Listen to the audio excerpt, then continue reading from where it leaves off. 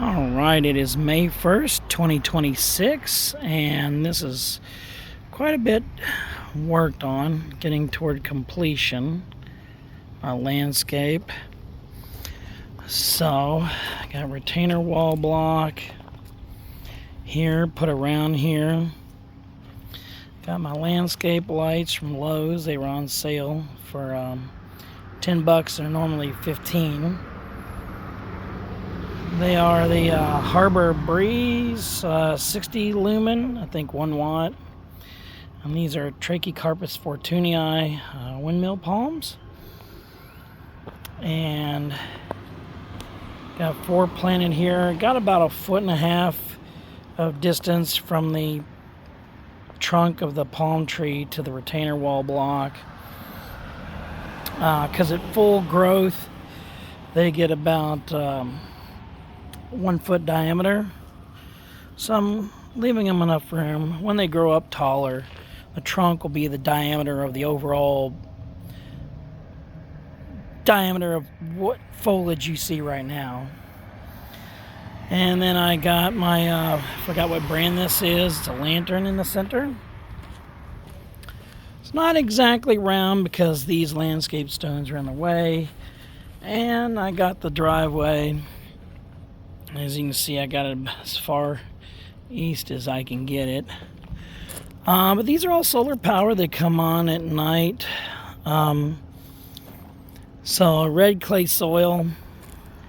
Then on top of it, we got a layer of mulch, maybe about 1 inch or so deep of black mulch.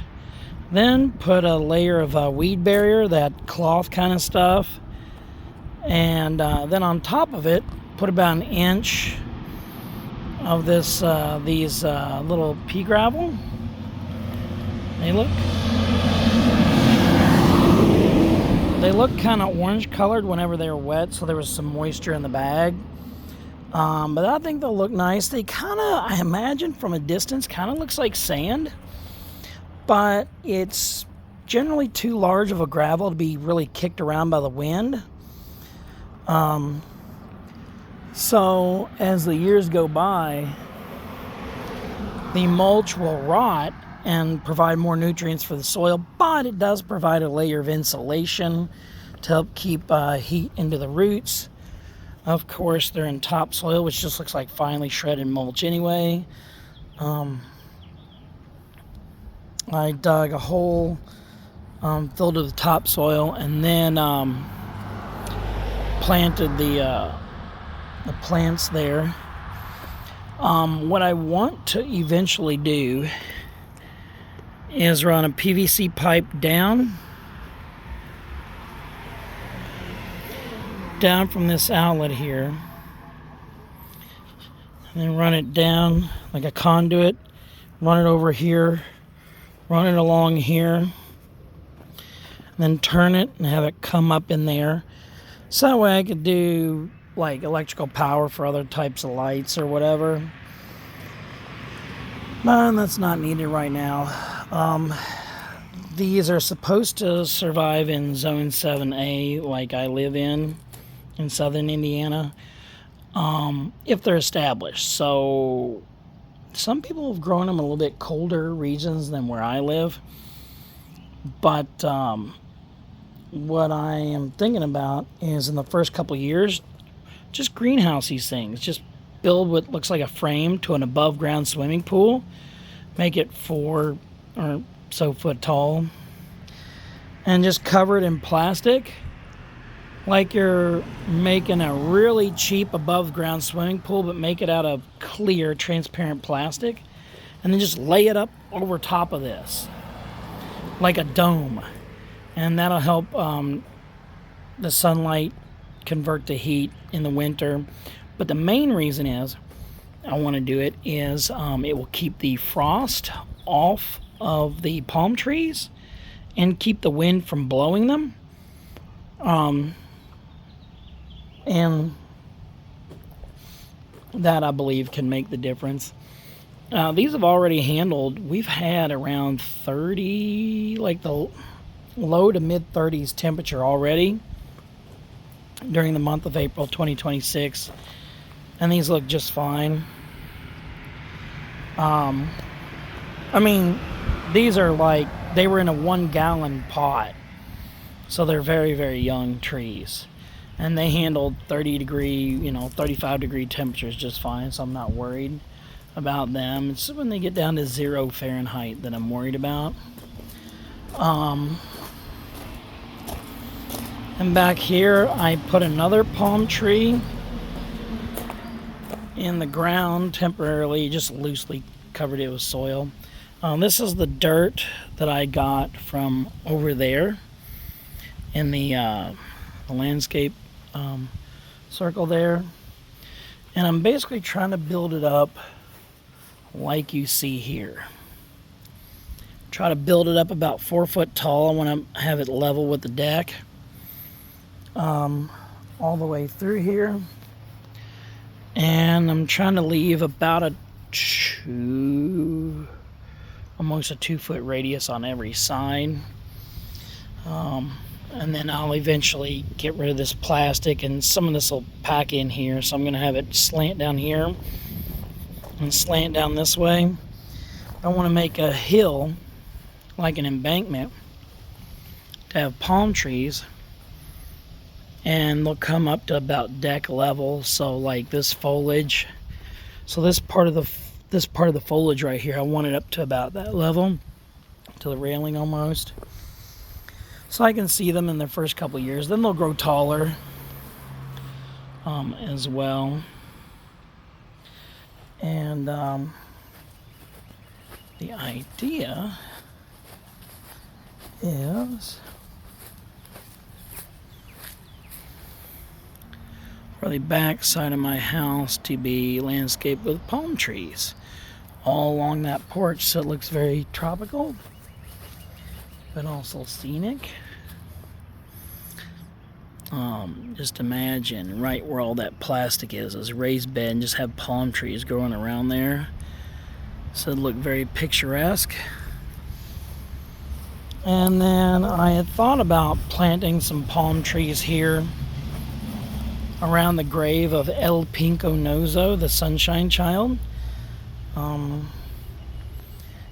He was my adorable kitten, 8.5 months old at the time that he died. He's been dead almost a month. He died on the very early morning, just after midnight, of April 4th, 2026. Today is May 1st, 2026. And he died during the full moon, the pink moon. That was sad. He got out on the road after I went to bed, and him and his sister have been good about not staying. His sister, Fruit Stripe, and El Pinco Nozo had been good about not being in the road. Then all of a sudden they just decided to just lay out in the road and stuff. When I picked up El Pinco Nozo and moved him out of the road, he looked at me like, "What are you doing?"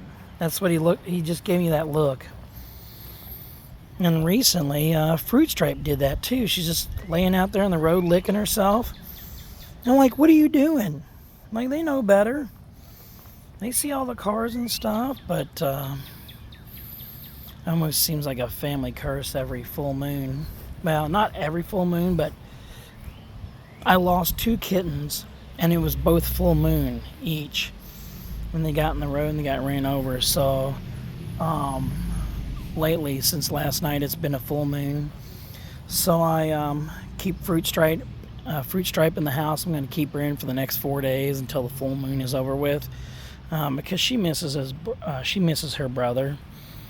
And of course, this is a toy that El Pinco Nozo was playing with about a month or so before he died. Yeah, he just carried around. Yeah, about a month before he died. Saw him carry it around in the yard. But anyway, so there's the gas line that goes right next to the grave of El Pinco Nozo. Thought about maybe doing some landscape there. I'm not sure. Thought about landscaping that, but I I gotta get some more soil to fill in all this area. That one, that palm tree didn't have a lot of soil in the pot as much as the others, so I planted it first. There's the hole I dug to mark the boundary layer of where this would be. And I dug that about 2 days before El Pinconoso died, and he was playing with it, had his 2 front paws in the soil while Fruit Stripe was right there, and they were playing. That was, that was on a Thursday. Saturday, April 4th, Friday, April. So it'd be April 2nd, yeah, Thursday, April 2nd. But yeah, I got 3 more of these. Hey, stay away from me, you bee. I think it's a carpenter bee. I hope it's not. It was going right there underneath the house earlier. Had carpenter bees last summer, and they'd sting me whenever I go out of my house. But I got these Chinese windmill palms I still need to plant. Gonna have tiki torches. Yeah. So I'm gonna have some tiki torches there. It's gonna look all nice.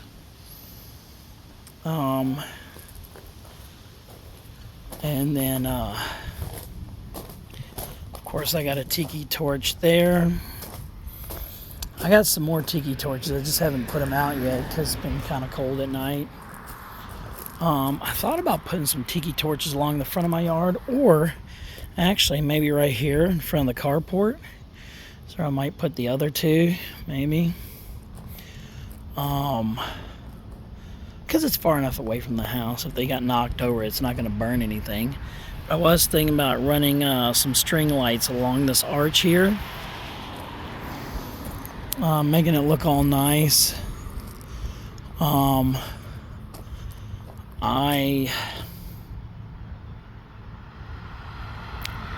not sure what to do. Maybe eventually put a fountain made out of glass blocks, illuminated glass blocks. So I saw it in a movie one time. And then actually I was watching some videos about Route 66, and the Blue Swallow Motel has got a fountain made of glass blocks, and it's illuminated. And so yeah, that was back in the 40s, the 1940s, the 1950s, and the 1960s. So the mid-century. I thought about in between the porch and the carport, maybe having some string lights there. Not sure. I really want to fill this all in, this whole grass area. I want to fill it in with a deck that connects the porch, both of them, to the carport. That'll solve a lot of problems, because right here, this gets wet. Like, there'll be about a 1/2 inch of water stand right there. There'll be about a 1/2 inch of water stand there. And then I have to kind of walk through it when I'm going to and from my car. But this will be a work in progress. There's my portulaca flowers. I'm surprised they didn't die last night because of the cold. They like the warmer weather. I'm going to try to grow some in the house in the winter. And then soon, whenever it stops being below 60 degrees, I'm going to bring my sago palm tree out here and my hibiscus plant out here on the back porch and leave it out here all summer. And it's going to be a nice environment here. So, yeah. There's those strawberries from last week growing in my driveway. But, yeah, it's going to look very nice whenever it's all done.